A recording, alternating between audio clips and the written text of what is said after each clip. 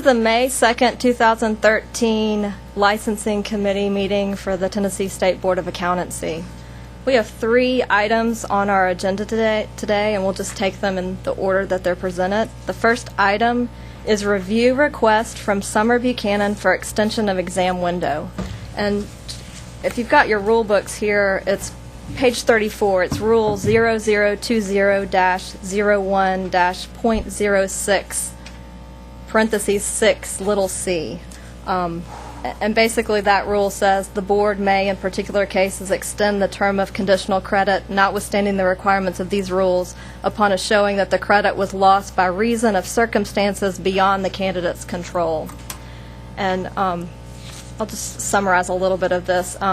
It looks like that Summer Buchanan is asking for an extension of one testing window for medical. As y'all have seen in your packets, there's a letter and a lot of medical records about a severe lung infection that she experienced and had subsequently had 2 surgeries, I think, to have parts of her lung removed, and then was on medical leave from work and had subsequent pain issues thereafter. And basically, it looks like her 18-month window or period expires on May 31st, and she's requesting that we extend that for one testing window. She says that's the amount of time that she was seriously ill in which to go and complete her testing. And I don't remember if it said what exactly she has left to pass, but is there anything else that I left out on this, Mr. No, Parker? I think you've covered it all, Madam Chairman. Okay.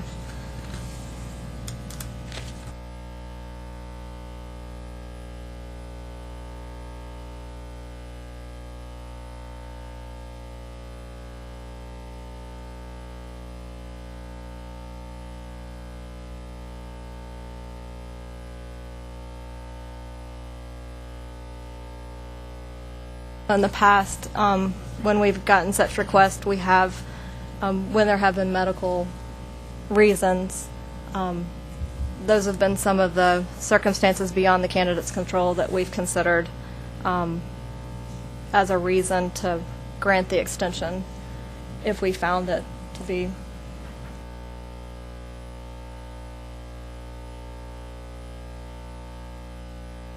I guess one thing I would point out is, I don't know, is she was able to pass the auditing section during part of that time, but it sounds like she had some medical difficulties subsequent to that. She said she had permanent nerve damage, and doctor, so I don't know what whatever that is, pain syndrome in December of 2012. So sounds like a pretty serious condition from my perspective.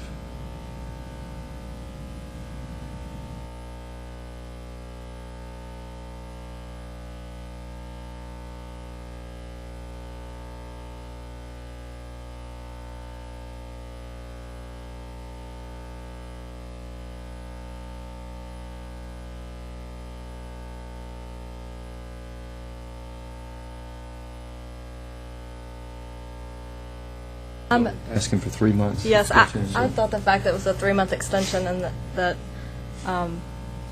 having parts of your lung removed seemed traumatic, and then emotionally, I would find it emotionally traumatic after the fact. Like you, I did see that she passed that one section, but she does explain that she's suffering from permanent nerve damage, which maybe it took her a period of time to get under control. So I was inclined to find this to be beyond the candidate's control and a reason. I don't believe three months is that long of a period of time for this type of illness or that she's got.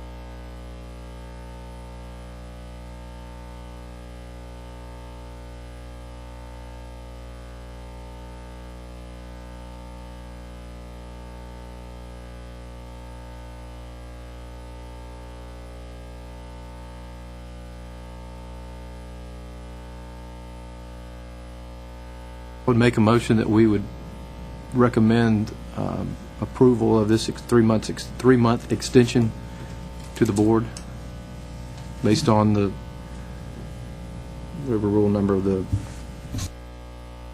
020-01-.06. Second? Second. All in favor? Aye. Aye. That was unanimous. So we'll move on to the next item. It's review request from Brad Dickens for reinstatement of revoked license. And there's a one-page reinstatement application in our packet. Mr. Crocker, do you want to tell us a little bit about this? Certainly. Mr. Dickens' license is currently in revoked status, and let me tell you why. Back in October of 2005 at the board meeting, this is the summary of what went to the Probable Cause Committee on Mr. Dickens' license. Complaint alleges that respondent CPA, that would be Mr. Dickens, embezzled more than $140,000 from a corporate client. A third-party accounting firm performed an investigation, audited that company's books, and determined that respondent had in fact misappropriated money from the company. Company has since sought and obtained reimbursement of those monies from its insurer. The insurance carrier apparently has advised the company not to pursue criminal action, believing the misappropriated money can best be recouped from respondent if he is allowed to earn money. That's what went to the Probable Cause Committee back in October of 2005. Mr. Dickens is asking for reinstatement of his license, bearing in mind that he was never convicted of anything. And when his license was revoked, it was not by any type of formal hearing. He signed a voluntary revocation in order to close the complaint. Now, I have been in correspondence with Mr. Dickens. He will be here tomorrow to answer any questions that the board may have. But if you all have questions that I can answer, I'll be more than happy to do that.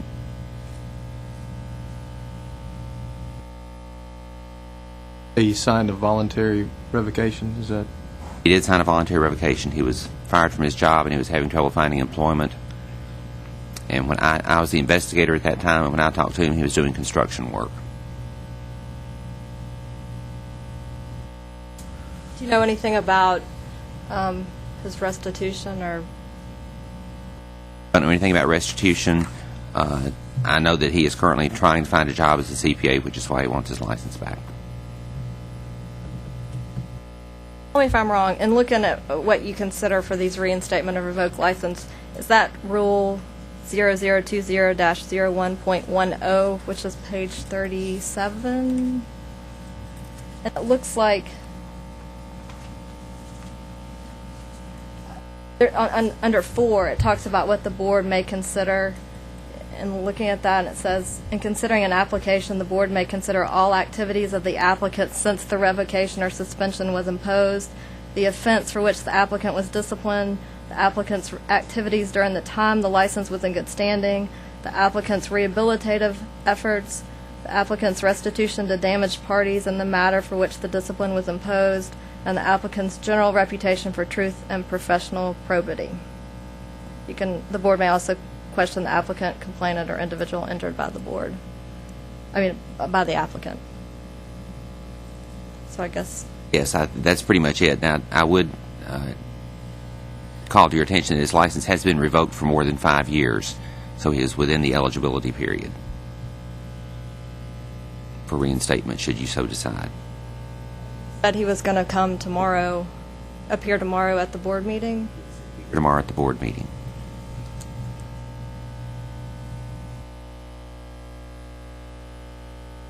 I don't know that we would have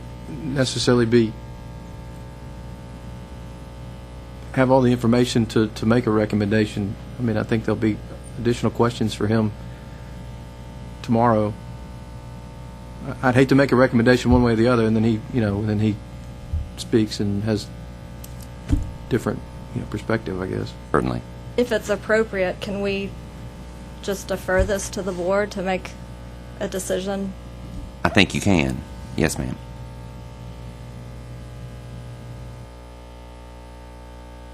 Know if he has repaid the insurance company?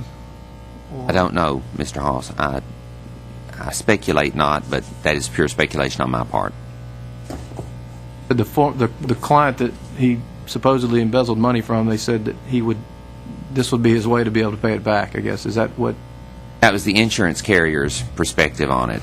They thought that their client would best be served by having this guy out and hopefully repaying the money. But as I said, he was having trouble finding work back then, just putting food on the table, so to speak. So he didn't submit, along with this reinstatement application, any letter explanation or any other information? Oh, man.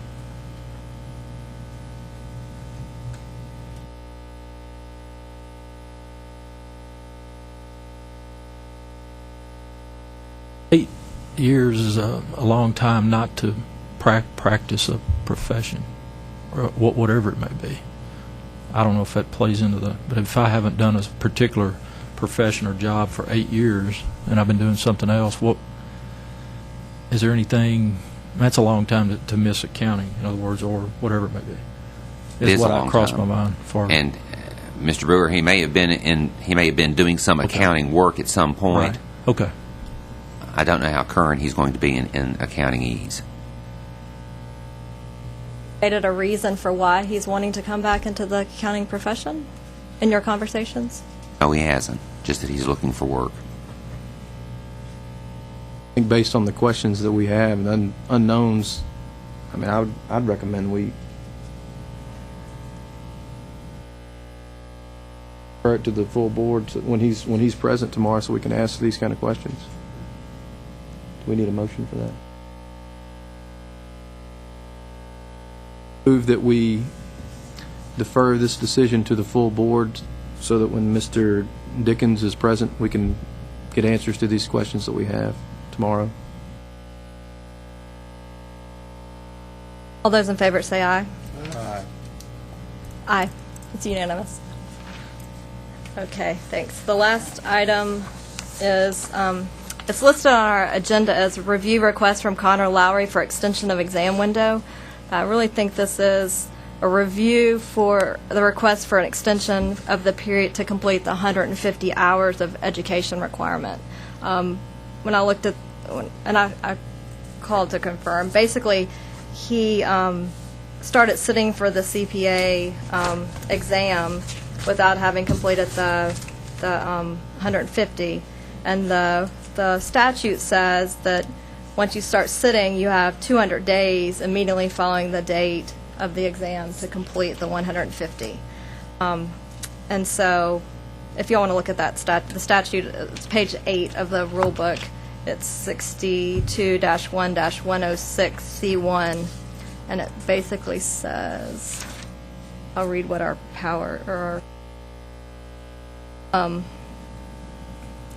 it says, the board may admit to the examination prescribed in Section D any candidate who has completed the educational requirement of this subsection C or who will complete the requirements within 200 days immediately following the date of examination, provided that the board, upon written request of an applicant and for good cause, as determined by the board in its discretion, may extend the period for completion of the educational requirements established by this subsection C. So for good cause shown. And let's see. Basically, in your packet, on the email that's April 24th at the bottom of the first page is where he's explaining what happened. It looked like a little timeline. I tried to create a Kathy timeline here. Looks like July 26, 2012, he passed, is it FAR? Do I say FAR? FAR? FAR. And then he was married in June. He passed FAR on July 26th. Then he went to work in September of 2012 at PricewaterhouseCoopers, and either at that same time or shortly before then, he failed the audit portion. And then he was trying to complete his educational requirements, which he completed in February of 2013, and he claims that he missed passing it within, I think he said, 2 days of the 200. He's wanting to have us say that he met that requirement so that he doesn't lose his FAR or FAR. passing. Am I getting that right, Mr. Crocker? Yes, ma'am, you have it Okay. correct. And he explains in the letter, which y'all have read, just tough first year of marriage, workload. It looked like he was traveling with his job, busy tax season, and he basically he was taking online classes, and there was a requirement he could only submit 3 assignments within a 7-day period. So it looks like he got back, he pushed it up to the deadline too much, and he had a lot going on. Letter states it better, but in detail. But to me, my summary was he was very busy.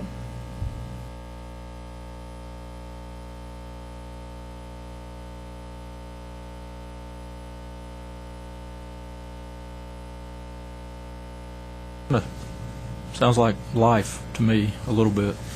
I don't mean that in a bad way, but marriage and children and work, and that's kind of what everybody.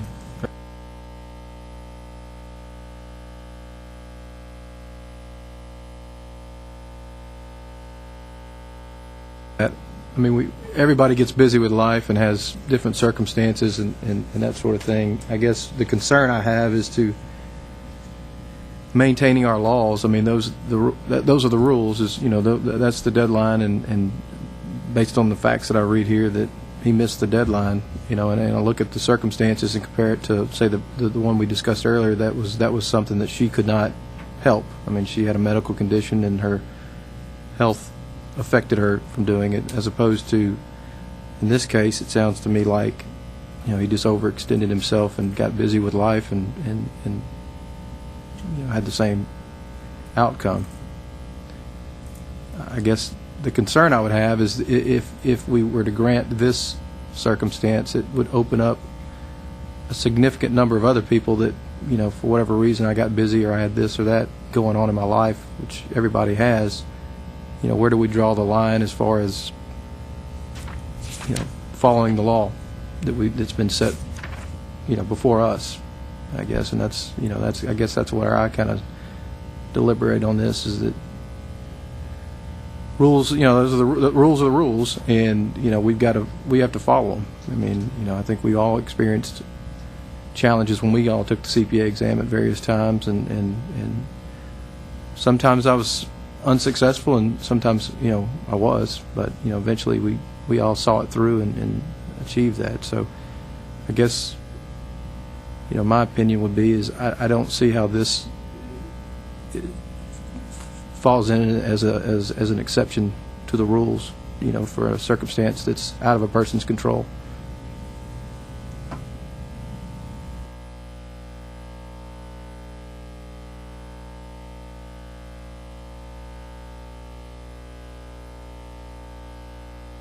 With that opinion.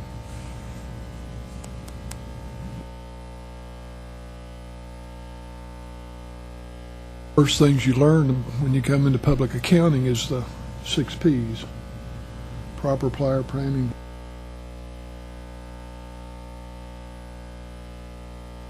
For those who aren't Proper prior planning prevents poor performance. And, Okay. So, it sounds like that just didn't plan, and didn't realize how much they were putting. I agree with you that if we approve something like this, we're going to open up a bag of worms. It's just going to make it everybody. I would say, obviously, if I were in the same situation as Mr. Lowry, I'd be sick about it. But it's just we've got to maintain and preserve the rules that we have, the laws that set forth. Because I'm sure there's people in the past that have also had circumstances that they probably felt were qualifying circumstances that were denied as well. And just sticking with the way the law reads, it says it's got to be circumstances outside of one's control, and I just can't personally justify how overextending yourself through work and marriage and life would be outside of one's control. Actually, it's not out. This one's just for I agree with all of you, with everybody's comments about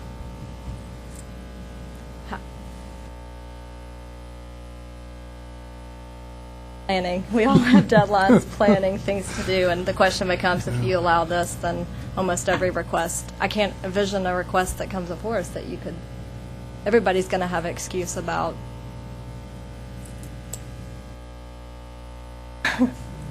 So there's not, it's hard to imagine one that we would ever deny. So it effectively gets rid of the rule. Go back, just so I understand, I guess, and just to clarify, would the, I guess the rule that I was referring to, would that not be applicable as well? Or is there additional, you're saying there's additional? Well, this is statutory. That was a rule from our rules. This is statutory for good cause shown. For good cause, I guess, that's more limiting, saying it could only be circumstances within the, outside. But for good cause, what you're saying is you think good cause is circumstances beyond their control, which is when it's. I just was pointing that out. Okay, yeah, no, I was. It doesn't have to be that limiting, that we don't have to. This standard for good cause is not quite as limiting as that other rule that said it had to be circumstances beyond their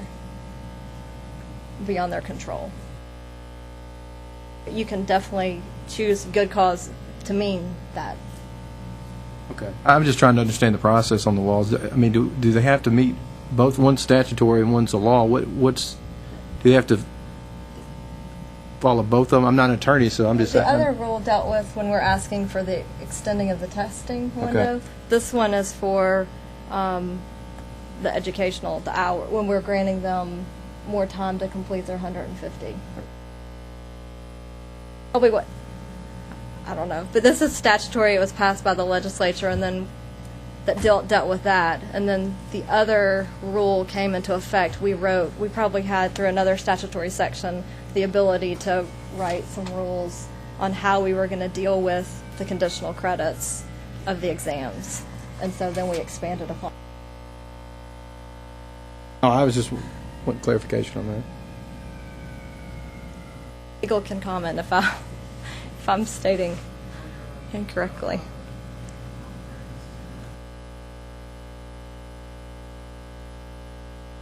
We need a motion for action from the committee. A motion? I would recommend to the board that we not approve. Make a motion that we.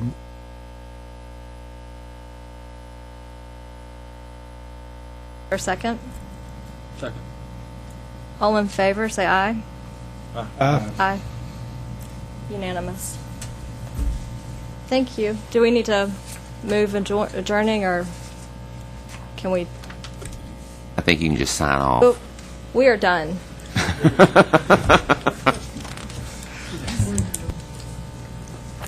No, it was here. It was here. Yeah.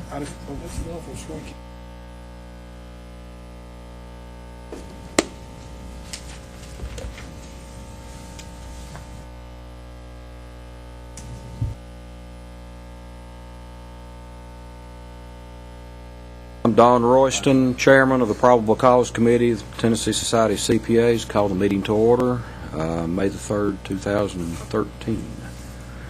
Actually, I guess today's May the 2nd for the committee meeting.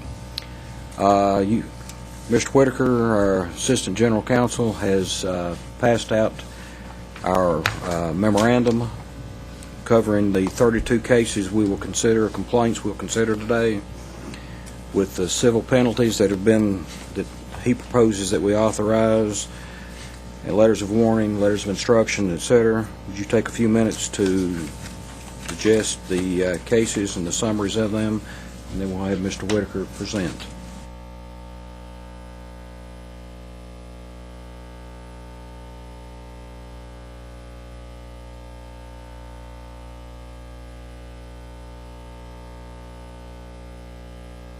Mr. Whitaker, would you pull the microphone over or something? There you go. I'm sorry. Not used to having microphones. We're going to have All these new learn to gigs work over this. here. There'll be 32 total items on the report. Breakdown is as described in the summary. And way the committee usually does to review these items and make notes as to any questions that the committee members may have, and we can address those at the end and do questions at that time, and then we'll have a vote to approve the report as written or as amended, as the case may be. Thank you, Chris.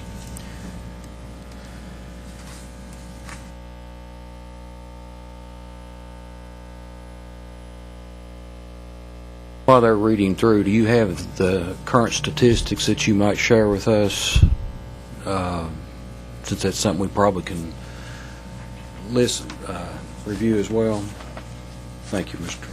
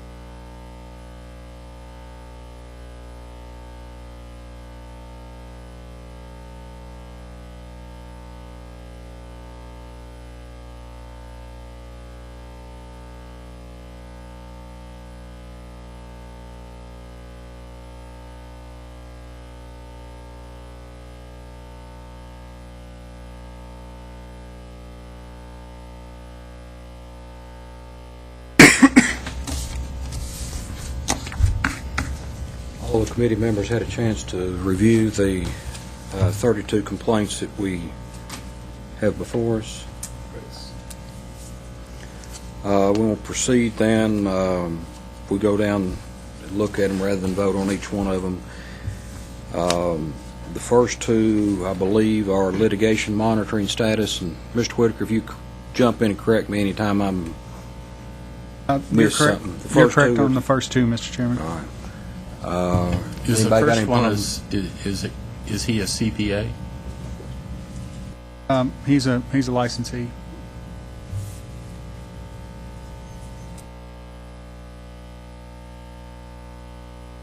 Problems with those. 3 and 4 are actually number 3 is the individual, number 4 is the firm, in case they look identical. That's correct, Mr. Chairman. Number 3 is the individual CPA, and number 4 is an allegation except against the CPA firm in which the CPA in number 3 works. Do you have any problems with any of those? Okay, moving along. Number 5, any questions? I do have one question, and there was an investigation, and basically the guy had ignored the request to remove the unlawful signage from the website. Is that correct? Am I reading that right? As of the date this report was prepared, the language on the website had not been removed. What I can also share that didn't make it into this report because I just looked at it today, it doesn't appear that the website that was mentioned in the investigator's report is functional at all anymore. So what may have happened is they might have just taken down the whole thing. And if that's the case, then they would have complied. But even with that, the recommendation for the same civil penalty would still stand because we've seen these. There were a first offense and they took down the whole website. Probably recommend a letter of warning, but since they've been before us before, civil penalty might educate them a little better. Kind of the civil penalty, if it's a repeat offense, adequate. I realize it's recommended, but we don't know the facts of the case. For this one, it is one of the factors that is to be taken into consideration when recommending civil penalty is the economic deterrent to the violator. In this case, this is an extremely small outfit in East Tennessee, small town, doesn't do a ton of business, and this civil penalty would be double what they paid last time. So, thank you. Any further questions on 5? Okay, on 6. On 6 with a recommendation of $7,500 penalty. My question is, if 5 didn't get their attention last time, is 75 going to get it this time? Find out. If it doesn't, we take them to a formal hearing, and then the $7,500 would be off the table. I mean, this is for a settlement offer. This is not what the board would probably be looking at in terms of a disciplinary recommendation at a formal hearing, because the purpose of consent orders is to offer respondents an opportunity to settle the complaints without a formal hearing and possibly at a lesser disciplinary sanction than they might get if they were to proceed to a formal. So, this particular respondent can accept it or not accept it. Any time did they ever remove the language from the letterhead, or? Well, you know, it, and Mr. Mills can chime in on this if he would like, but it's my understanding that up through a certain point in the complaint and investigation proceedings, this respondent was using letterhead that was still in violation. However, they have now claimed that they are no longer using that letterhead, and we don't have any evidence that they still are, but the fact that the board and the board's investigator were still getting letterhead in violation after a $5,000 civil penalty and after they knew an investigation was open regarding the same allegations again, and we still got problems with the letterhead. The investigation also revealed that there were multiple clients involved in this preparation of financial statements, but I did not determine who they were, but it was implied that there were other clients out there that these people were providing the same services for. The only time the letterhead was correct was in their written response to the board.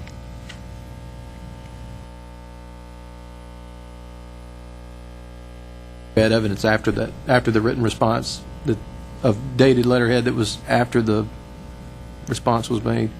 No, not after the response was made. They'd said in the response, we've corrected this, but it was, an appearing and disappearing section of the letterhead. The claim was it was old letterhead. And but as far as dating it, everything I have in my report predates their response. Not by much. Further questions? Thank you, Mr. Mills.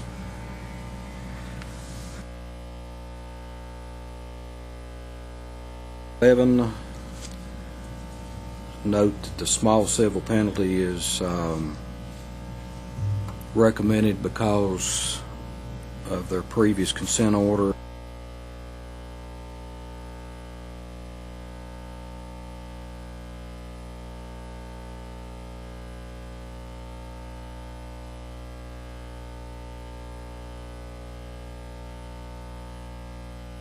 Rates, professional privilege license.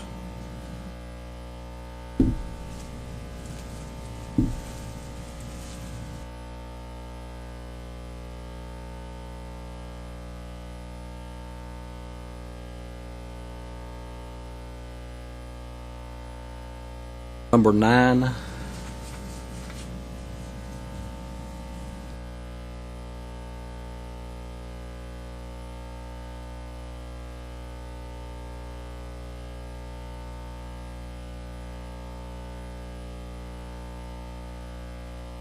This recommendation for the consent order is a consent order for revocation and the penalty, or just the penalty? It's just the penalty. The language that starts every disciplinary recommendation says formal hearing for the revocation of respondent's license. That's language necessary in the event that the case does not settle and formal hearing is necessary. Then we don't have to bring the item back before the board because we've already obtained the board's authority to proceed to a formal hearing, and that's, revocation being the maximum discipline. The board is not limited in any way what discipline might be imposed at that formal hearing.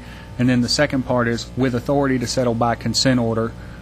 So it's kind of two separate things in one statement. The first part being authority to go to formal hearing up to revocation if necessary. Second part being, but if they want to settle by consent order with this penalty, then they can do that instead.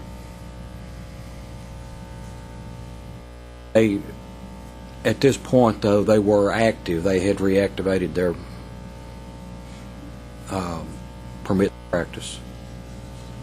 As of now, this respondent has reactivated. Kind of my understanding from review of the file that it's like, well, I don't really know if I want to reactivate my firm permit because I don't know if I'm going to have any clients. But that doesn't really make any sense because the firm permit is $50. Pay the $50 and maybe you'll get some clients. Skip going out to dinner one night. Don't risk a potentially $1,000 civil penalty and license discipline over that. But thank you. Any further questions? Number 10, questions, recommendations? I believe 11 through 17 are all privilege license cases that you're recommending close with a letter of warning. Is that correct? yes, sir, Mr. Chairman. And just one thing for the committee's consideration. The way the professional privilege tax statute reads is and first off, that is a statute that is separate and apart from the Accountancy Act, so it's not even part of our law and rules. But for a first offense for one period of privilege tax delinquency, the respondent is supposed to get basically a letter of warning from the Commissioner of Revenue. The second time out is supposed to be a license suspension, and third time out is supposed to be revocation. had a number of these respondents who the Department of Revenue on their report told us that they were 2 or more periods behind, but by the time the investigation got around, some folks had paid all of their tax liability and other folks had paid all except 1 period of liability. So when you get down to that 1 period, all Revenue could do if they were going to do anything is a letter of warning, and that's kind of how we would approach it. Of course, we would have to fit that in under the discreditable acts rule, because the board can't do anything that's not authorized by law or rule. So that's how we do things for letter of warning for 1 period or late paid but now current privilege tax. Question about that. Sure. How can that be improved? Because it seems like I'm not saying anybody did anything wrong, but if we're getting a report saying they're 2 years delinquent, then we've got to use our resources and time, and we have obviously limited investigative time. We don't go out and waste hours having to investigate these complaints that there really was no merit to, because it had been paid, they've been paid up, and then now we come back and say, well, we just closed with the letter of warning. But we did spend resources to go out and investigate these claims. And is there not a way to improve the process so that we get more accurate information from, I don't know if it comes from Department of Revenue or how that works out, so we don't have to waste our time and resources? Well, I'm certainly in agreement with you, Mr. Eldridge, and Mark can chime in on this too if he'd like, but it seems there is room for improvement in the process, but probably the biggest issue is that the computers for the Department of Revenue don't talk to our computers. They're not linked up, so it's not like we can look in real time and say, okay, well, this is what Revenue says. And for each of these, an investigator or Ms. Condon or somebody has to call somebody in Revenue and ask them where it stands at the time, which may not be the same place that it stood when the spreadsheet that shows the delinquencies came out. And a good number of times what will happen is once the respondent gets a copy of our complaint notice, that will spur them to action to call Revenue and to see what they owe and either pay it all or at least get it down to that 1 period so that they're not in any additional trouble. So that's kind of how it works. It certainly is an imperfect system in my opinion, and if there is or was a way to improve that, I'd certainly be in favor. And that's usually how it works, Stephen. What happens is we get the list from Revenue, and once we open a complaint against these people, then they pay. Bear in mind that by the time they get the complaint, they've already received 2 letters from me stating, 1, you're behind and this is what's going to happen, and the second one stating, if you don't pay again, we're going to open a complaint. I guess my point is not to offend anybody, but it seems like if we're acting as the collection service, or the ones with the big stick to go out and collect, get them to pay the money, then we should get some sort of, I don't know, compensation, some sort of payback for our reimbursement for our expenses for actually spending the efforts doing it. I mean, that's either improve the efficiency of the process and give us link up the systems, or as you said, or share in the fee to reimburse us for our expenses, resources that we've expended from our department. Good point. We'll take that into consideration. Rocker, if they've already had 2 letters from the state board advising them of their shortcomings, why would we not sanction them in some way? We're giving them a, you give them 2 warning letters that they've ignored, and until you open the case and they pay, then we're giving them a get out of jail free card, it sounds like to me. Do we need to look at the process and, along these same lines here, not just give a letter of warning on them? Well, we're certainly open to that, Mr. Chairman. If you would like to assess the civil penalty, then I'll back you 100%. The only issue with that being, again, got to have legal authority to do it, and so long as by the time they get to you guys, if they are 1 period or 0 periods behind, then even the statute under which they're supposed to be penalized, which is not our statute, doesn't provide for any discipline. Now, if the board wishes to take a different tack and say, okay, this is a discreditable act and not payment and got 2 letters and didn't pay until a complaint was open, we want a civil penalty, that's certainly the board's prerogative, and as Mark said, we'll go with what you guys decide. It's thin legally. It's a stretch. I'm not saying it's impossible, but I'll just leave it at it's yet to be determined if that would stand if challenged on appeal, at least for our program. May have happened somewhere else, but the flip side of the coin is try to avoid getting the board mired in expensive, potentially litigation that would far outweigh the cost of which would far outweigh any small civil penalty that could be obtained. Have to think about.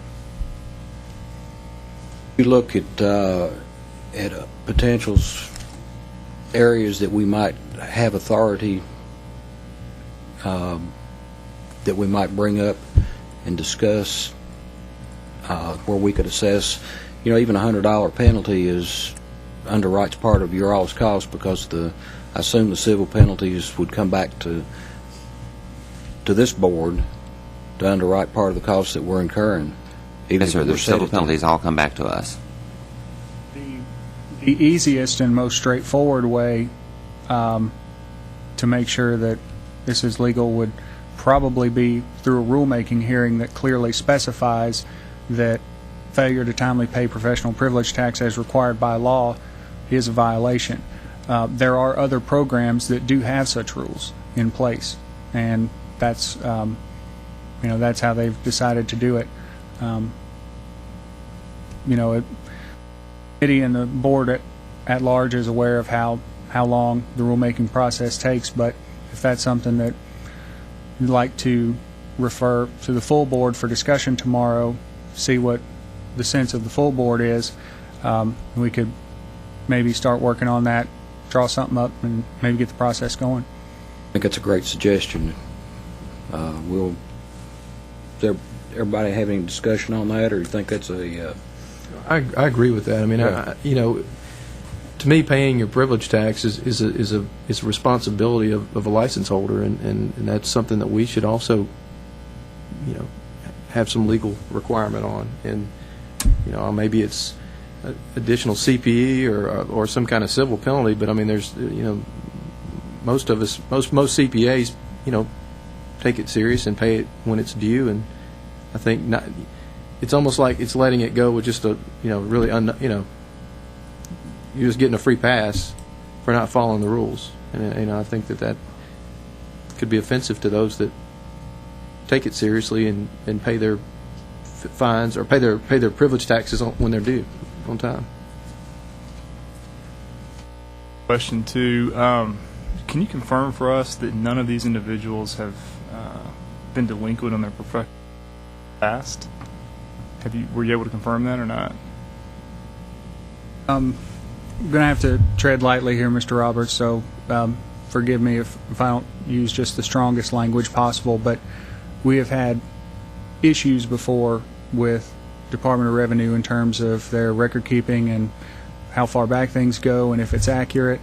I'm not sure if Mr. Royston and Mr. Bloffice might remember, but we had a privilege tax hearing that went to a formal hearing, and we had a representative from Revenue come over here, and the record keeping of notice and what was owed and when it was owed was so poor that the administrative law judge ordered a continuance to get the information straight.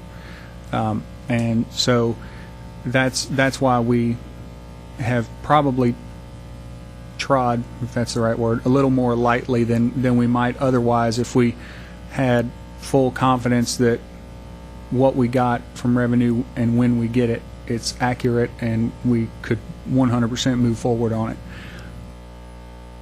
Not to say that we can't or wouldn't. I'm just saying that's part of the reason for the hesitance to date. At least with respect to going forward, we have in our system now these letters of warning that have gone out to these individuals, right? That's correct. So to the extent that these people pop up on our radar again, and we have to have the same issue, I would at least find it helpful to have that in a report, that in 2 years, if one of these individuals is in the same situation, to understand that. And I'm sure you would do that as well, but that would be instructive for me. That's actually part of the investigative report that I receive, and that in the event that that's the case, I would certainly include that. If you'll notice on some of the other items on this report, I'll include, given the respondent's lack of prior complaint history, which means we've never had them up for disciplinary action before of any kind, even privilege tax. But if they've had something else before, especially something that is the same or a similar offense, that gets mentioned in these summaries. And something to keep in mind for the privilege tax people, it's almost a certainty that some of them will pop up again, because the next privilege tax comes due about a month from now. And so if they're late again, then they'll be back, and those would be the folks who would get to mention, hey, look, we already gave them a letter of warning once. And so that may not be appropriate action to take a second time. Thank you. Number 18. Any questions? Questions?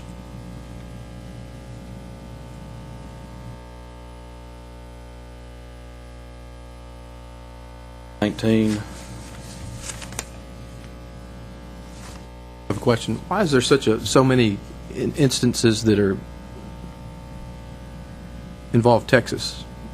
I was just curious, because I noticed there were several of these items that were involved where they didn't notify that the Texas license had been revoked. Well, Mr. Eldridge, there are a couple of things. The first being that Texas is relatively unique in that they don't have an inactive license status at all, where if a licensee doesn't want to completely get rid of their license but just wants to go inactive and not practice, they don't have that. So that caused a lot of problems and confusion and misunderstanding for a lot of Texas licensees, and they have a bunch of them because they're such a huge state. And so what had happened at some point indeterminate in the past, the Texas Board of Accountancy figured out that there were a ton of people whose licenses should be revoked. And so what they did is they did these administrative law hearings, but they're like cattle calls, and by that I mean 300 or 400 respondents at a shot, because they had so many, and all of the allegations were identical. They didn't pay, they didn't timely renew. That's it. And so that whoever they could give notice to, they gave notice to. Folks who showed up, they tried to settle, but the folks who didn't, and that's the majority of them, their licenses were revoked for non-renewal and non-payment of fees. And it's taken a little bit of time, but now they're starting to send out spreadsheets with all these licensees to the various different states in which these now former Texas licensees are practicing for disciplinary purposes. And kind of the tack we've taken so far is that, if it's somebody who doesn't have a prior disciplinary history and, is mostly doing the right thing and their Tennessee license in good order, or will typically go with a letter of warning, or if they just don't want to practice at all anymore, because some of them have left the profession. Like there's one gentleman in here said he quit the accounting profession, went in-house for some company, and hasn't practiced public accounting in a couple of decades. And once he heard from us, he's like, oh, okay, well, let me go ahead and turn in my Tennessee license too, because I certainly don't need it, and I don't want to cause any trouble with you guys. So those kind of folks, we felt, and the board has in the past done letters of warning for. Now, for the folks who have other potential violations outstanding, those are evaluated on a case-by-case basis, and some of them will get disciplinary. Individual had their license revoked.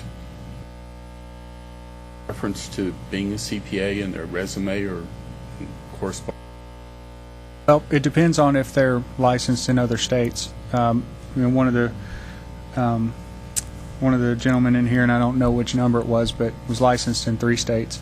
So my guess is he probably couldn't say that he was a CPA licensed to practice in Texas anymore, but for the other states that he's licensed in, I don't see why not.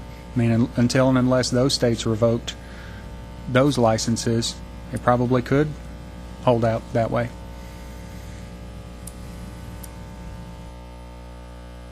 Further questions? Moving on to 20. This is the one you were referring to, I believe. So he was actually a current Tennessee licensee in good standing and just decided to turn it in. Okay.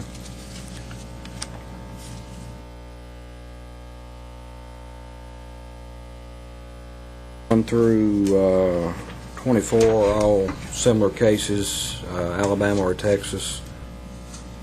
Recommendations close with letter of warning.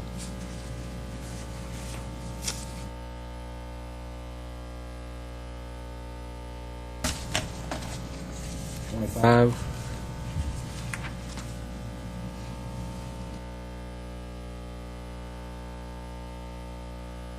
Six.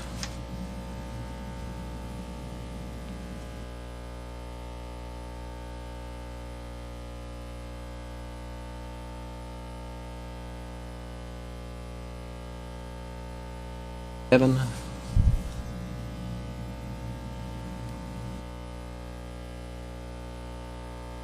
This one, you're stating that it's closed with a binding letter of instruction to comply with the records, with the law. Doesn't our statute, and I was looking for it a minute ago and I'd read it earlier, doesn't it state that there will be disciplinary action, and maybe the letter of warning is, or the letter of instruction is discipline? Well, the difference between a letter of instruction and a letter of warning typically doesn't require that the respondent and or licensee do anything, whereas a letter of instruction tells the licensee, okay, we're going to close this with this kind of letter, but you have to do this, and if you don't do this, there will be a new complaint open and more severe disciplinary action will be sought against you based on your lack of compliance with the letter of instruction that the board gave you.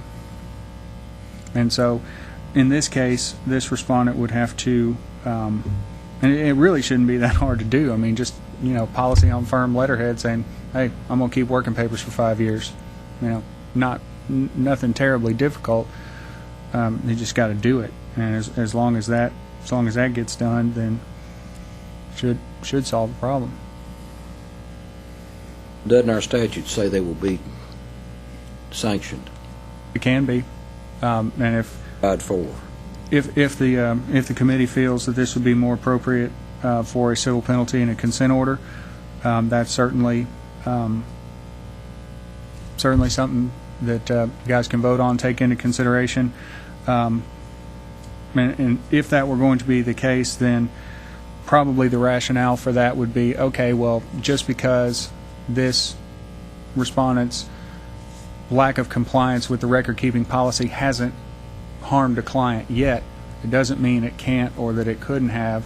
And, rule says you got to do this, and yet you're admitting in a sworn affidavit that, instead of 5 years, you're chucking them after 1 year. That's... I'll leave that to the committee and to the board's will as to whether they'd like to change that or not. Anybody else have any problem with that? The rule says that premature destruction of these records shall subject the licensee to disciplinary action, and that's Rule 0020-03-17.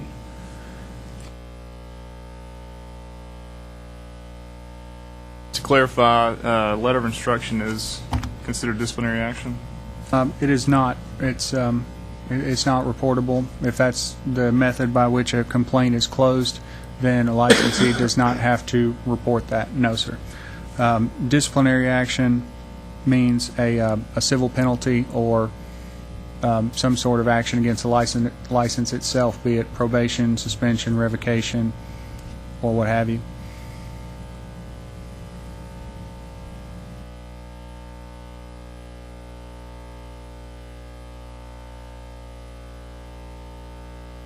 I mean, I'm the lawyer, so I like the words. The word shall, to me, seems like we don't really have room for discretion there. It seems to me like we need to assess some type of sanction, disciplinary action.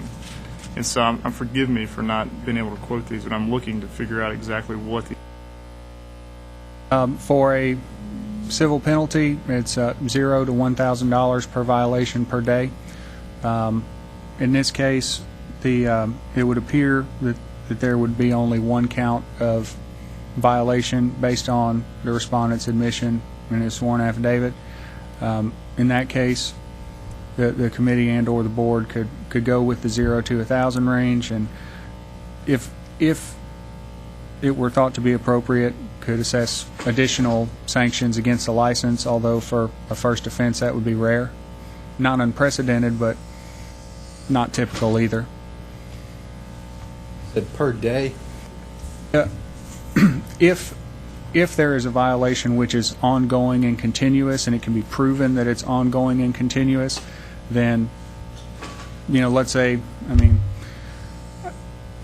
bring to the committee's memory the formal hearing for Mr. Bell. That course of conduct went on for a couple of years, and the board assessed a quite high civil penalty on that, and that was the basis on which that large of a civil penalty rested, was that the conduct was ongoing.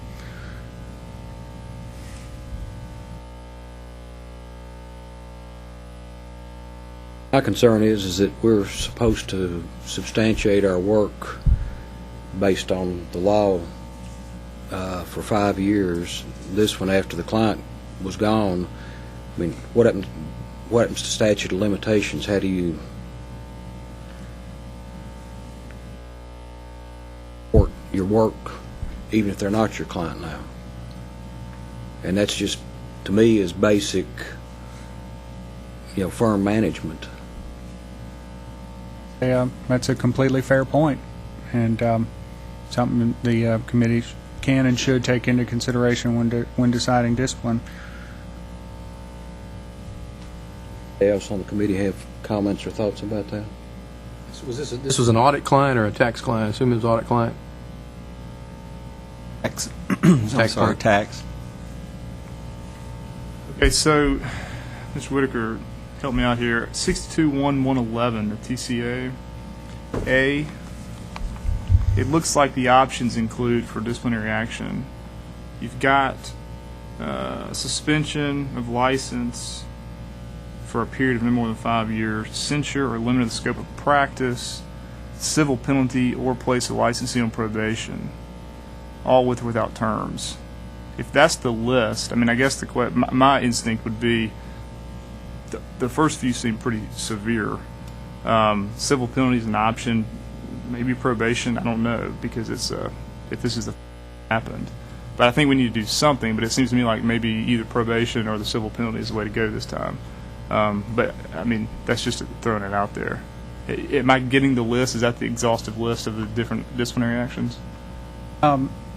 Yes, that's correct. And there, in the rules, it kind of fleshes out some more of what these particular violations might constitute in a specific field of accounting. So, but that is the range of options. If I might make a suggestion, if it's the committee's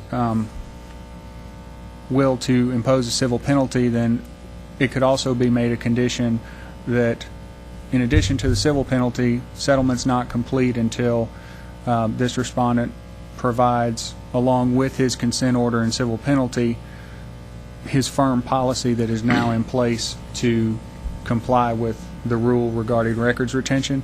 That can easily be made part of the consent order. And so civil penalty takes care of the violation requirement for a new updated compliant policy, takes care of going forward. Just thought. Good point, and I think the fact that it says there shall be was a good point you made earlier. So, recommendation. Yeah. I guess discussion first. Would y'all prefer to do probation this time, or would you prefer to do the civil penalty? Is probation a public matter? Probation is the public matter. Yes, sir. No, I would go with civil penalty. I'll move that, to the extent this is necessary, that we amend recommendation here for number 27 and add a civil penalty as we are required to under.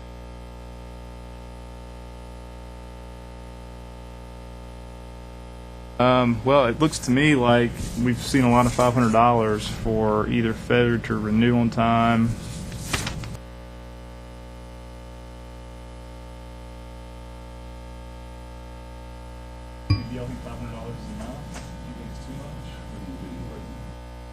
I think the whole idea is that we're looking at here is that something needs to be done, and we're not necessarily going for the jugular or anything like that. It's a first offense, and as part of that, you wanted, Mr. Whitaker had recommended that you add the reporting or sending a copy of the. I do, yes, letter. Mr. Whitaker. I believe we should do that. I think so my motion would be $500 civil penalty, and then make the, I guess, the settlement contingent upon us getting satisfaction that their policy has been issued on firm letterhead to comply with this rule.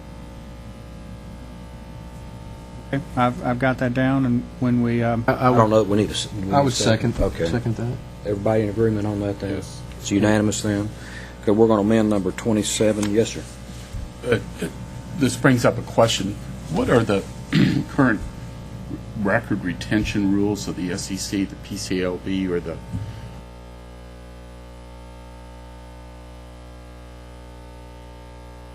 I would have to look into that because I don't. I'm not mistaken, based on some work I did last year, this 5-year rule is the longest that I could find over PCAOB.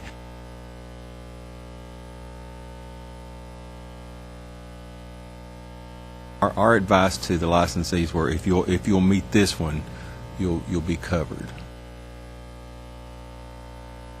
I always ask the licensees in the audience, are you aware of any record retention policy longer than this? And I didn't get any feedback, and usually you'll hear from people longer period. Pull your mic in. It's cutting on and off just for the recording. What is this retention policy based on? Is it SEC or is it IRS? The one we have now, the 5-year? This 5-year? I don't know. I don't know how it was originally come up with. But Been in here for I don't know how long, Stephen. It's just the state board's policy. I would suggest The original rule was filed October the 15th of 2003. Our board is 5 years. That doesn't mean that you're going to be in compliance with SEC if it happens to be 9 or whatever whoever you're doing the work for, or whoever guidelines may have longer ones, but this is... Like PCAOB adopted a 7-year retention policy. State of Virginia also, I think, is 7. or a current or a former client, or does it make any Or difference? product. Okay. That's 7 years after the auditor concludes the audit. Instead of the proposed 5-year period. Could the staff research this question and report back at the next meeting? Certainly, we'll be glad to do that. Because I recall, which was a long time ago, that former clients' work papers were retained for 3 years. Quite certain the PCLB, but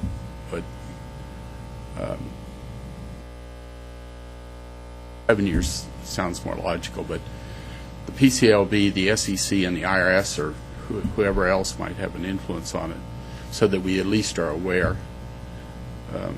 And particularly if ours is longer than any of those, we've got to figure out how to communicate to the practitioners. Yes, sir. Fair point, and we will research that and have a report for you next meeting. We'll have that tomorrow, changing that 28 through the end are,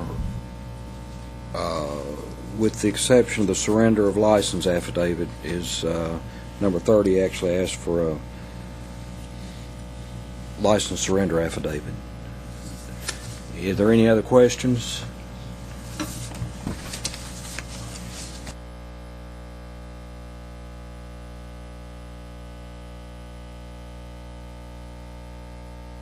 Move to take this on to the board then with those amendments for tomorrow. Do you want to go over the status of open claims today? Actually, I'll have Mr. Mills do that, but we do need a motion and a second on the record to accept the report as amended on number 27, so if we can just do that. Have a motion? So moved. Second. All in favor, say aye. Aye. Aye. Opposed, like sign. Motion carries. And, Mr. Chairman, before Mr. Mills does the status of open complaints report, I'd like to provide the committee with an update on our litigation matters. Mr. Joseph came by briefly today, and he handed me an update so that I could communicate that he had other matters to attend to.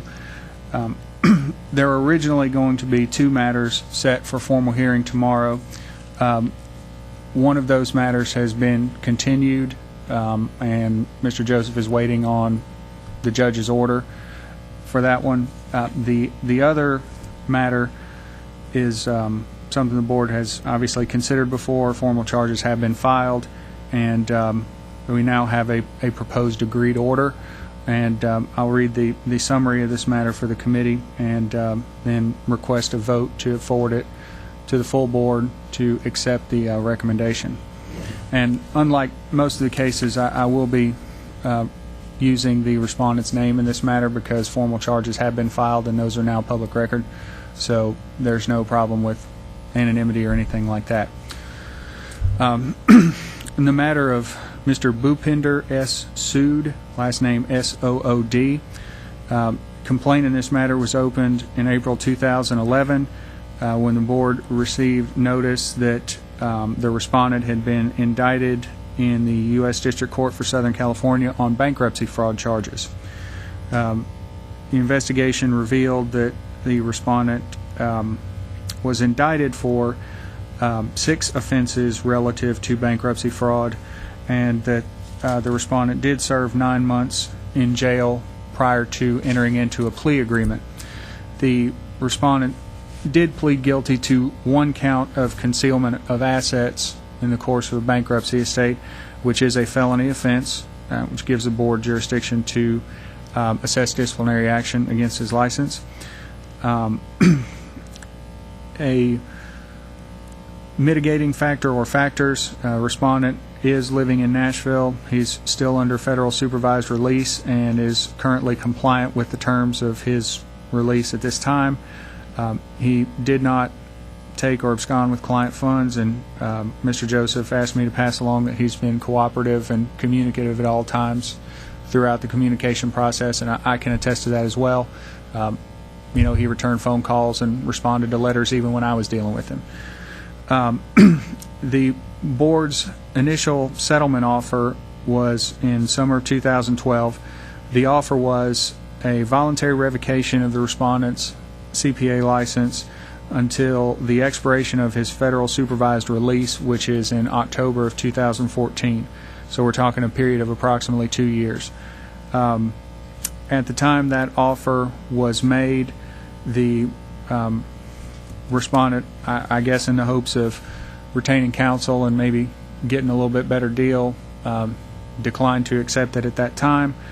However, after receiving the notice of hearing and charges and speaking with both myself and Mr. Joseph, I think he kind of understood that, there probably wasn't any better to be had in terms of, in terms of disciplinary action.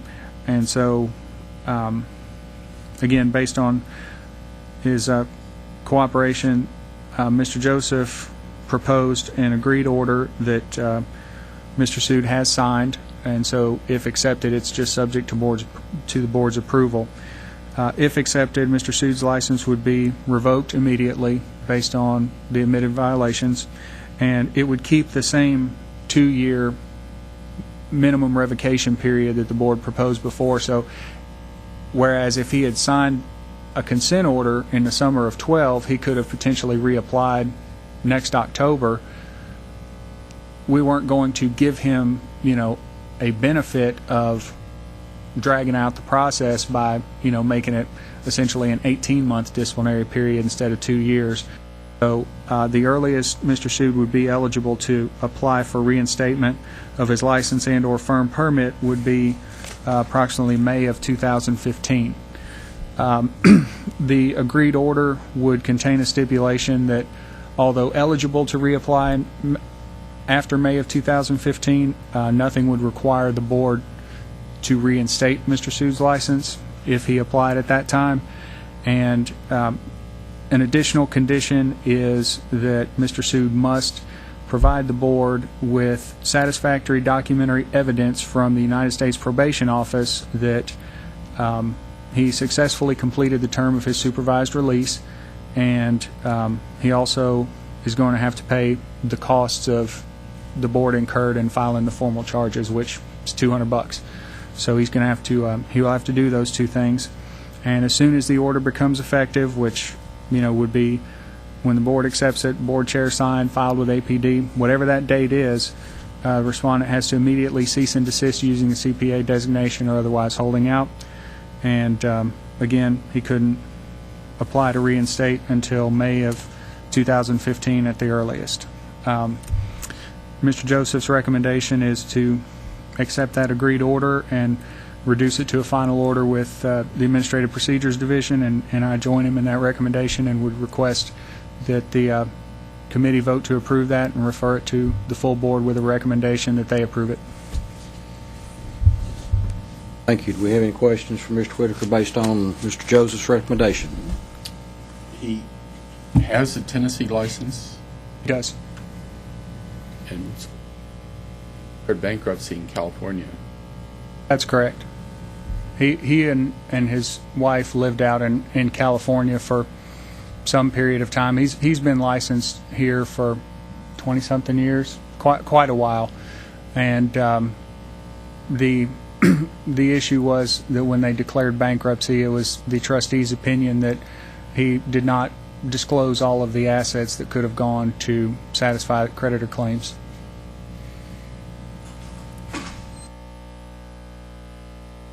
Motion to approve forwarding this recommendation to the full board. I got one other question, I'm sorry. Sure. Mr. Whitaker? How much, is he going to have to pay a civil penalty with this?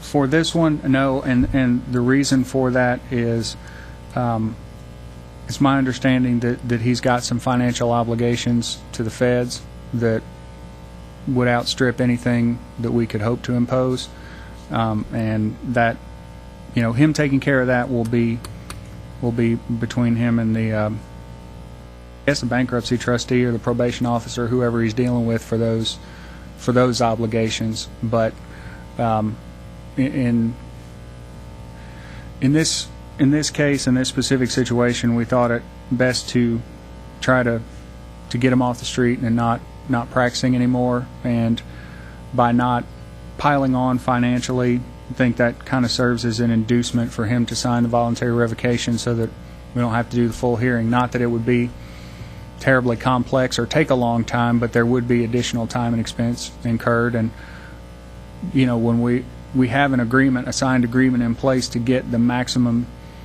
disciplinary penalty that we could possibly get, I think that's pretty solid. Any further? Okay, do I have a motion to recommend the adoption of this to the full board? I move. Second. Motion and a second. All in favor say aye. Aye. Opposed, like sign.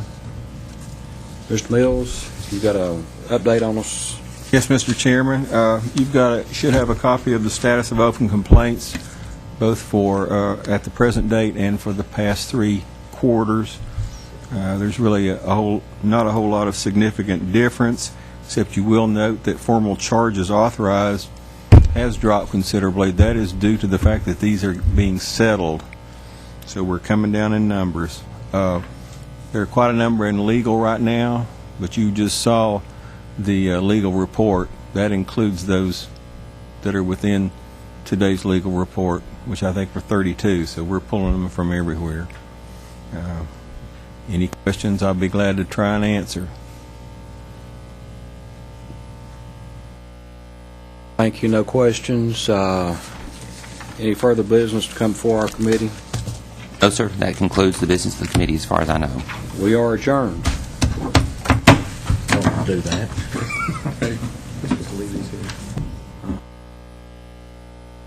Public. If you made notes on them for tomorrow, you may want to take them. Will they clean it out? Yeah. Hey, congratulations on your new job. Thanks, I appreciate it. Meeting. I'm going to shuffle the schedule here a little bit to accommodate Mr. Commissioner Giannini's schedule. So if you'd like to come on up and we'll discuss the board appointments. Absolutely. Good afternoon. Afternoon. How are y'all? Yeah. Good. Were you requested to come here?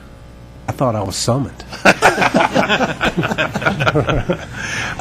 We had delayed a vote on officers till the very next meeting. I guess With the board appointments? with the board appointments Right. do that. So I can tell you that they are very close to making some appointments. Okay. I can't tell you what those will be. okay. But they are... I would also advise you that probably under the circumstances, you're probably okay to go ahead with your elections. And if you have some seismic change in the makeup of the board going after the appointments are made, I wouldn't want... I mean, it does not matter to the department. If the board would like to be able to move forward past that, I can't tell you when the governor's office are going to make those appointments. I expect that it will be within the next 45 days, but I hate to tell you that, and then you postpone your elections for another 2 meetings, and they still haven't made those appointments. So I'd kind of leave that to your discretion. Okay. I think probably as a matter of policy, what we ought to do is at least give enough time through the July meeting to do officer elections, just so that the governor has the opportunity to appoint his person, his people, and that way, we're not jumping the gun in case somebody will or won't be here. It also allows the incoming board members to have a vote Right. for the officers themselves. I completely understand. I think certainly by July we'll be well past the appointments. We had multiple conversations this week. I think that they are very close, but I'm a little bit reluctant to go beyond that until I get a little more clear understanding from them. So. I was going to give everybody an update, I guess, on the we had talked about the evaluation process, and you and I have had a few conversations about that, and the last one was more of a kind of a beginning boilerplate evaluation process, and at this point, it's really just become a placeholder. Right. We actually have some training regarding the new expectations with the new job plans within the next 4 weeks. They want the completed job plans submitted to them by June 30th. So, you kind of glean from there what all we've got to make happen between now and then. You guys will not meet again. Is that your next meeting's in July? July. Is that correct? So you won't be meeting until after the submission date. However, given the authority of the board here, which is uncharacteristic for most of our boards, you guys have a larger role in the process with the plan. So I don't think that waiting 2 more weeks for the board to meet to sign off on the plan is going to be a big deal with HR. I think we can get past that. Okay. I think that's easy. Did y'all have any questions, Mr. Cheney? We did want to update you on the legislation. I know that you Right. guys are aware of that, or I don't know if you've talked about it in any of your meetings prior to me coming in. it was put in, the language regarding the accountancy program was put in to a governor's package with some other boards and commissions language. Unfortunately, there was one fairly contentious issue. It had nothing to do with the accountancy board or something. We also had several other boards within reg boards that were involved in the legislation. It passed both houses, passed the House and passed the Senate, but the versions didn't conform. So now they will send those to conference, and when they come back, they will meet, they will try to bring those to conformity, and then that language would pass. There was no opposition that I experienced to the specific language pertaining to the accountancy board or any of the other boards really in reg boards. It was to do with the historical commission, and so they, again, the bills didn't match. So they, however, did both pass.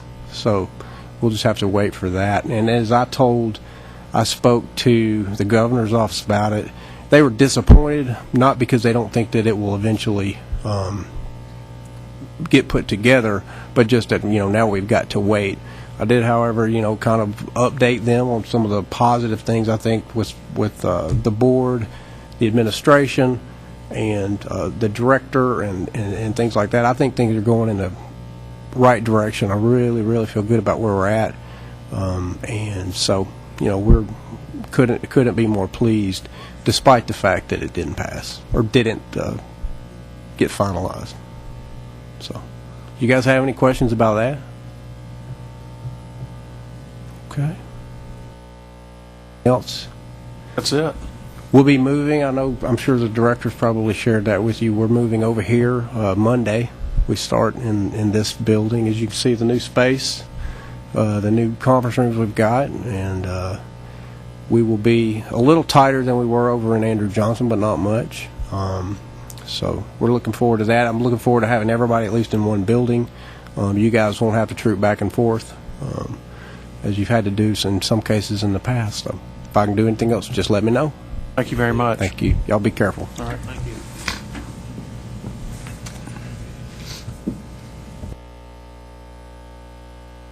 All right, Mark, we'll just move on to the financial information.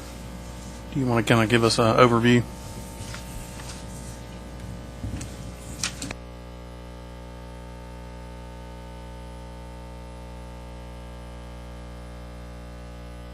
What you have in your packet is a spreadsheet showing you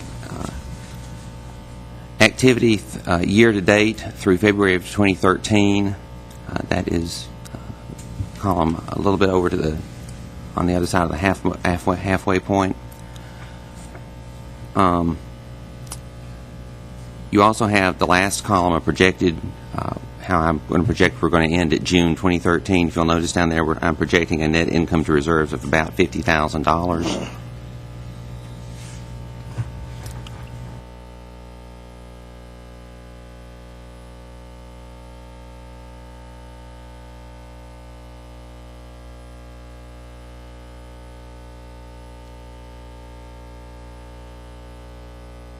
I'll just need to look through the numbers to see if you have any questions for me.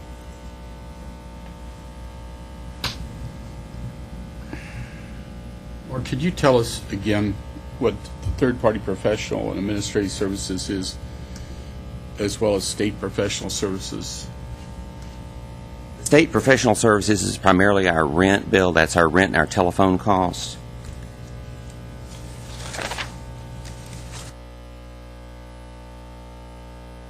The attorney support is under professional, or it's under third party? Attorney support. The attorney support is not billed to us yet. That'll be part of the cost backs if any are assessed this year.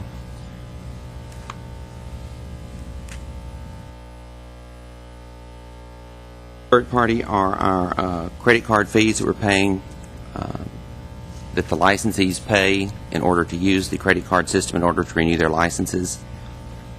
That is a good bit of it. Calligrapher,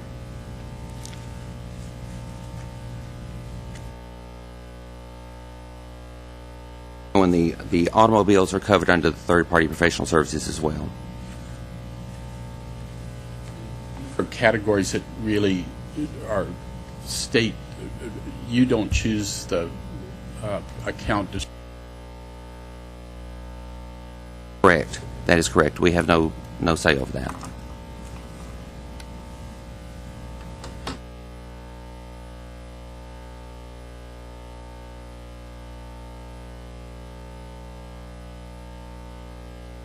So you're typically 2 months behind in results?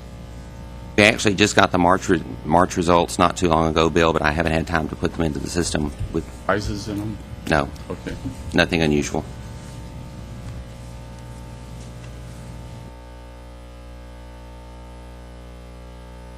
Mark, I noticed the communications and shipping is budgeted for 2013 at $45,000.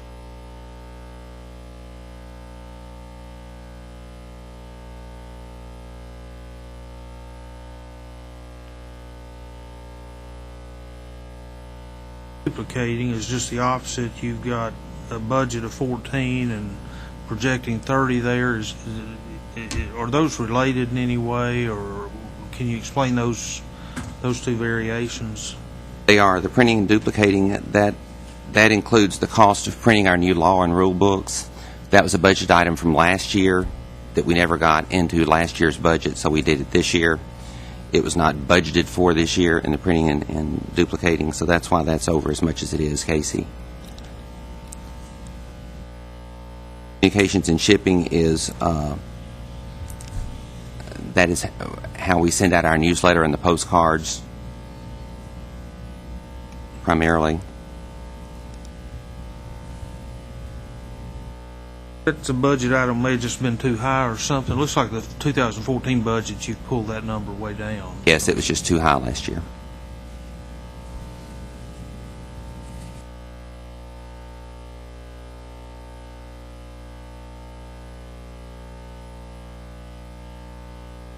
Questions? I don't.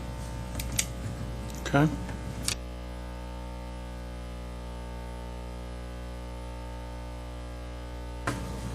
Okay. All right, I guess we can just move on to the bank requested comfort letters. You want to walk us through that, Mark? This is a topic that's come up in actually in several conversations I've had with other executive directors. They're wanting to know what we're doing in regard to comfort letters that banks are now requiring.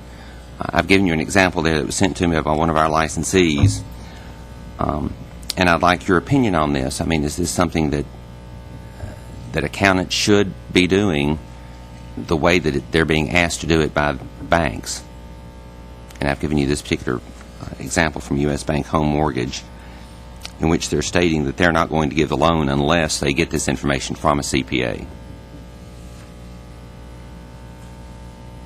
Mark, I guess I would speak up and just say, it seems to me this is really under the realm of the attestation standards, audit standards that we have to follow, and there are numerous ways to report on information like this, but in terms of a request or responding to this mandate from U.S. Bank, I mean,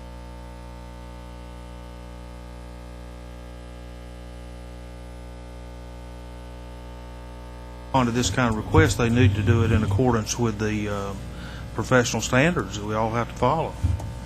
It means if we've got to compile some information, review some information, audit some information, or do some kind of forecast, professional guidance.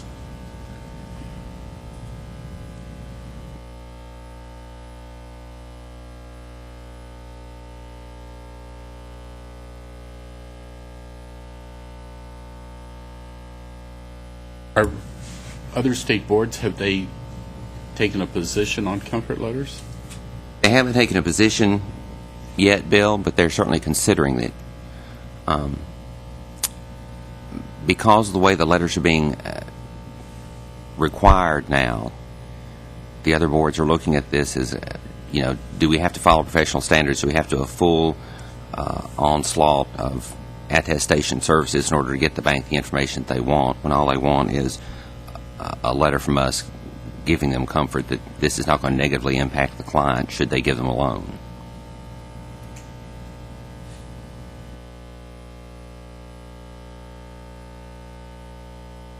To me, you're attesting, Right. you know, that's Yeah. the attestation standards.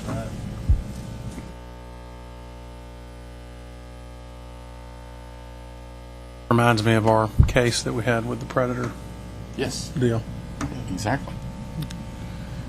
And I think it's, if a CPA's client doesn't like this, doesn't want to incur the cost of having their CPA issue the comfort letter, it should be a matter of debate and discussion between the client and the bank. Okay.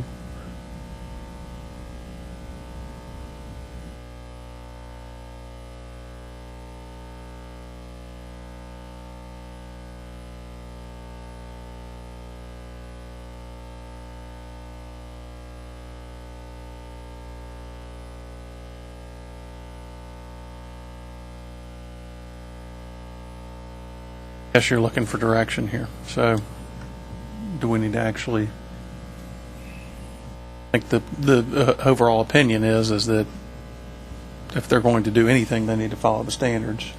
I don't And- think this board needs to Get involved with that. get involved with setting new standards or providing guidance on something like this. We've got professional standards in place, and if somebody looking, comfort letters are in our standards. I mean, there's guidance in there on comfort letters, and we don't need to providing new standards. I don't Right. think that's not our mission.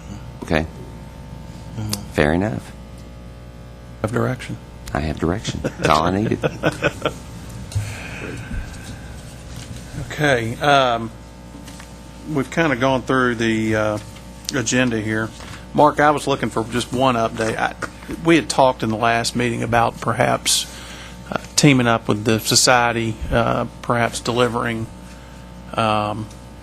CPE online or something of that nature. Have we done anything with that at this point? Well, I haven't talked to the society. I did talk to the IT folks here, and we can do webcasts. Okay. There is a licensing fee that we have to pay at $600 a year.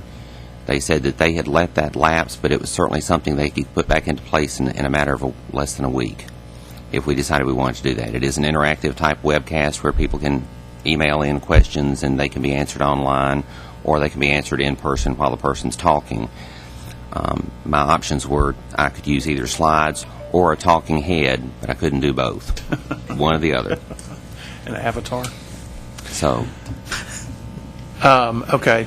I guess my question is does this group feel like we should move forward with something like that to deliver ethics CPE training from the board via webcast or whatnot? Is there a way for them to, you present, I don't know, you don't want somebody hitting their computer and walking away from it and coming back. How do you engage, or how do you track that? It's like when I do stuff online, sometimes I have to periodically do something. have to periodically check in. Yes, I Right. think this one's the same way. Okay. Yes. That works fine. There are all kinds of ways of delivering.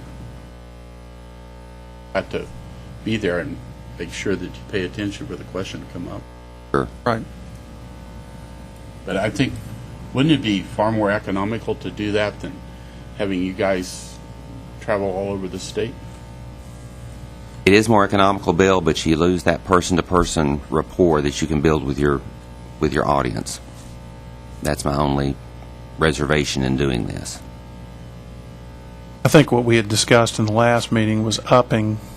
We did up the number required. What did we went from? Was it 10? From 10 to 20. 20.